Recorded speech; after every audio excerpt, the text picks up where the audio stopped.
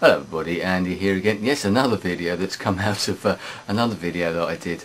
Recently did a video, it doesn't matter which one it was, but someone posted a comment on it and then they sent me a private message not long afterwards saying, Andy, I've just put this comment up on your video, please could you take it down, because I think that some people might find it offensive or it might cause offence to certain people.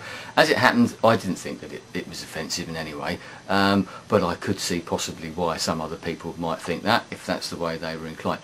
But it sort of raised that whole issue of sort of text and how text appears to people and how we get all these sort of misunderstandings through text rather than anything else. One of the main reasons that I prefer watching vlogs to reading blogs, because we all know that text can be very impersonal at times, and I wonder how many of us have actually put a comment onto a video here on YouTube and then have thought afterwards, oh no, should I really have put that? Have I put that the right way? Will the person actually know what I really mean by that? And we've developed ways of doing this by using little emoticons, and we put smiley faces in or sad faces or whatever it might be, and we put little expressions like he or ha ha or whatever, you know, the sort of things I'm on about, or we use the laugh out loud, the ruffles and all these sort of things that we put into videos to try and put across exactly what we mean, because text can be so impersonal and it's not a very emotive way of doing things.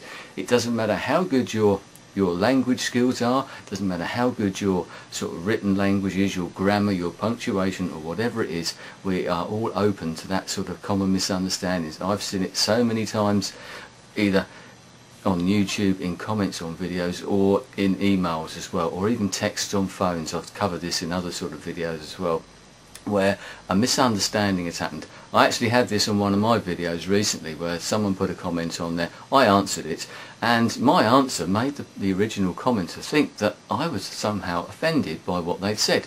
It was, I wasn't, but just the way that we were reading into what each other had put. Perfectly sensible conversation, you know, no bad language or anything like that, no real suggestion that we didn't agree with each other, which we didn't. We were perfectly in agreement with each other, but there was that little thing there that someone thought, oh no, have I caused offence here?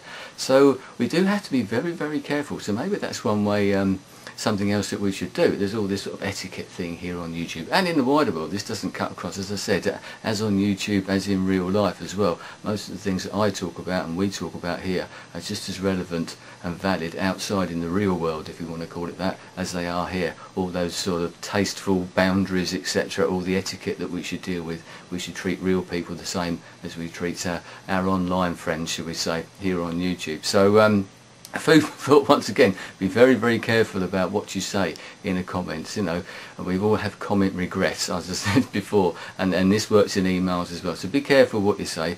And if you do get a comment and you think that someone's upset you, or you think that they might not understand quite what you're saying, don't worry about it too much. Don't jump to conclusions. That's the other point. It takes two to tango, as they say. You know, just because you write a comment, most comments we can see, the hater comments and things like that, it's pretty obvious that they're doing it to sort of stir it up a bit, maybe sort of get a bit emotional or whatever, whether it be swearing or exclamation marks or shouting, as I say. If you put things in capital letters, it tends to mean shouting.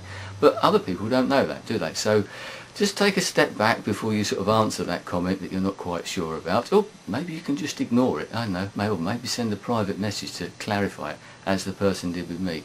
And if you post a comment on my video, and one of my videos, and you want it taken down, don't worry, I took that comment down. It's not a problem at all. But I'll be interested to know what anybody else thinks about this. Have you encountered this? Have you got any examples of the way that this has affected you in real life, on YouTube, on emails at work, or whatever it is? You know, as I said, it's much better to talk face to face than it is through text, because it's so much easier. That's what I like. As I said, that's what I like about vlogs as opposed to blogs. Anyway, another quick one that's come out of another video. So thoughts please, as per usual, comments, videos, whatever it was, I don't mind. I keep the debate going, as they say. Your experiences and comments are welcome as always. Anyway, thanks for your time. I'll speak to you again soon. Goodbye.